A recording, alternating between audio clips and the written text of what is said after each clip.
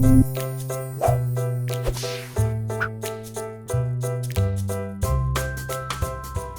guys, it's Kimberly from the Fat Quarter Shop, and today we'll be making the Wild Goose Chase quilt block in this classic and vintage episode.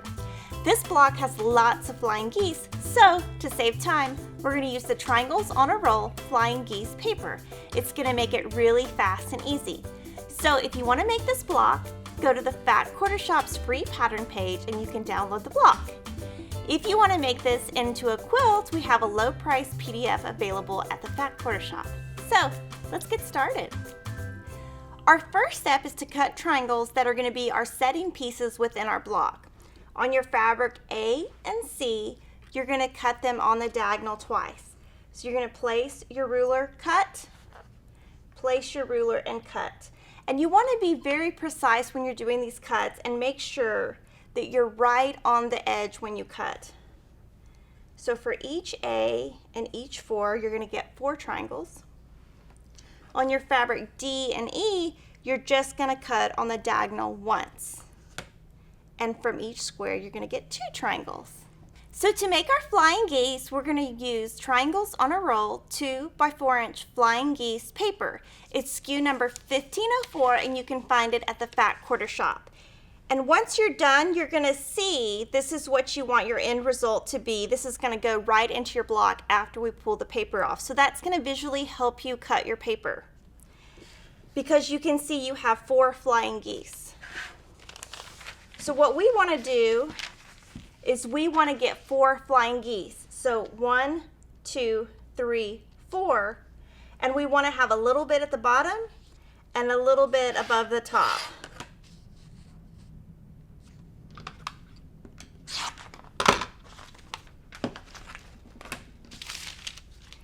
So you can see that you're going to have excess on the side and excess at the top and the bottom so that you can get 4 full flying geese.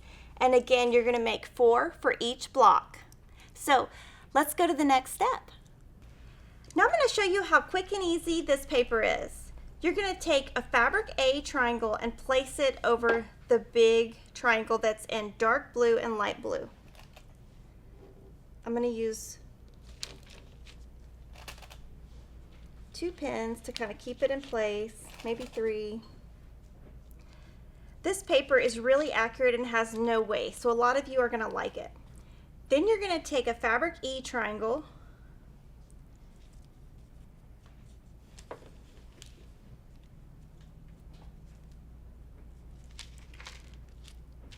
your white fabric is face up, your blue fabric is face down, and you're going to place that on there.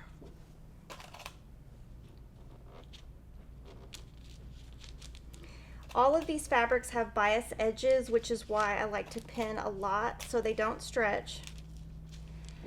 Now what you're going to see on this paper is there's a dotted line that extends to the left and the right, and you can barely see it on the right, and that's a 1/4 inch seam. So we're going to go to our machine, we're going to use a 1.5 stitch length, and we're going to sew a 1/4 inch away. I'm going to be using a little bit darker thread since I've got a dark blue and a medium background. This is color 2314. I wouldn't go too light on this thread if you're using these fabrics.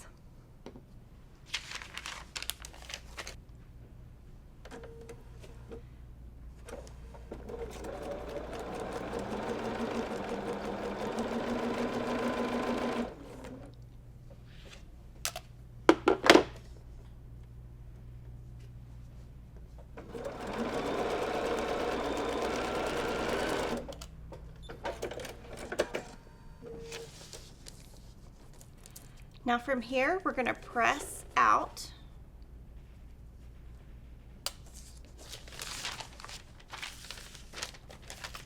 That's going to look like this.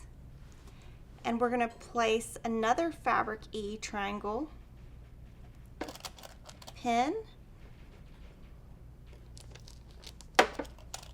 and stitch with a 1/4 inch seam.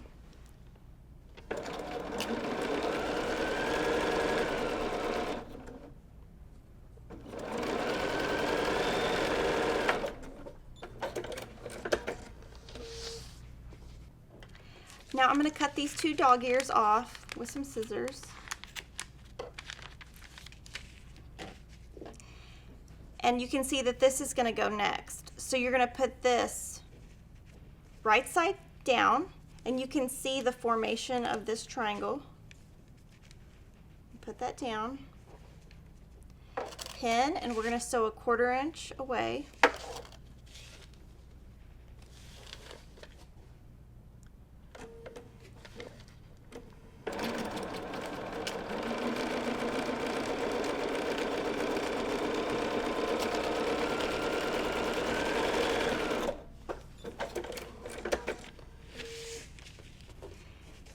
You're going to press away. You can see your point is exact, and you're just going to continue adding fabric E triangles and just finish until you have 4 completed, and it's going to look just like this.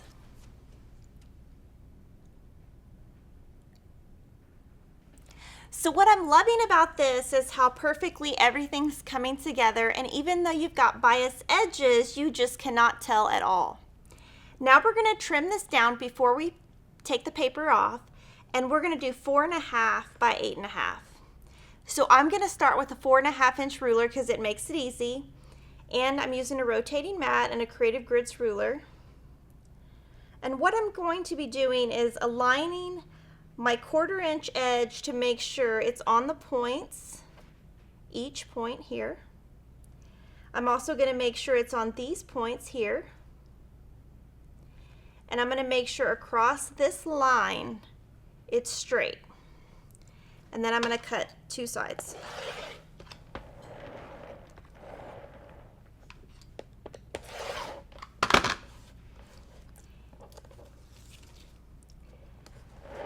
And then at the top, I'm going to align this top of the Creative Grids ruler at the top, the 1/4 inch point here, which on this ruler, if you've got this lined up, this point goes exact. Trim across the top,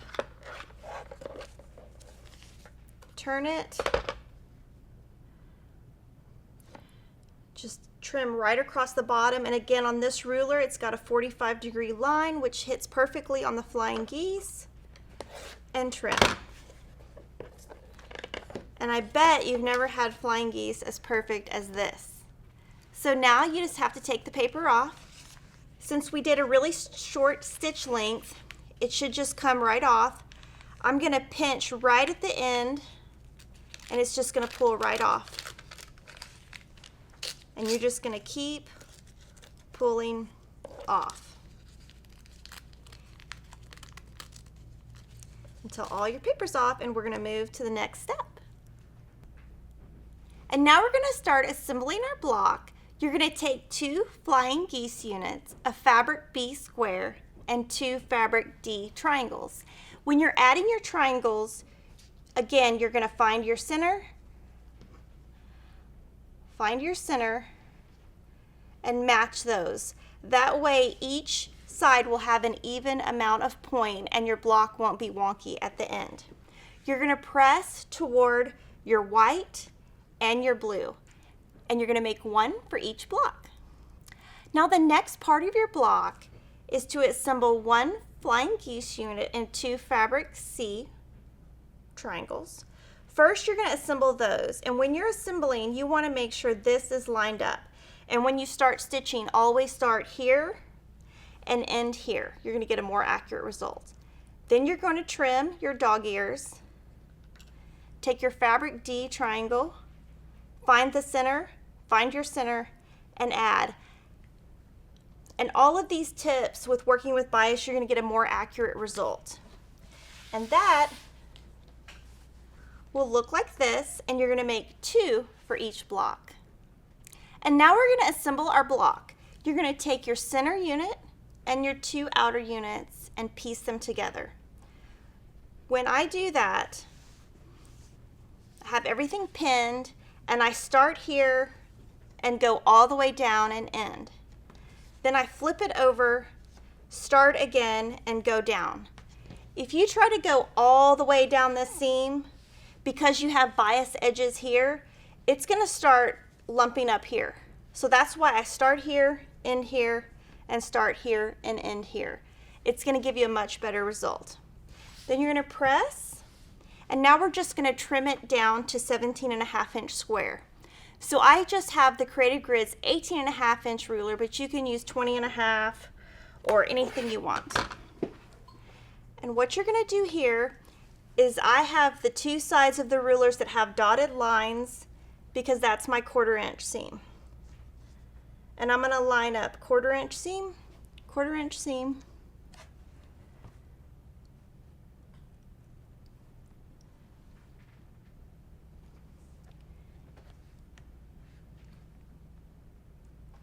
and my two 1/4 inch seams. And you can see that we're just barely cutting anything off. But it's that added touch in all of the patterns that we design where we trim them down so that when you assemble your quilt, you get a much more accurate result.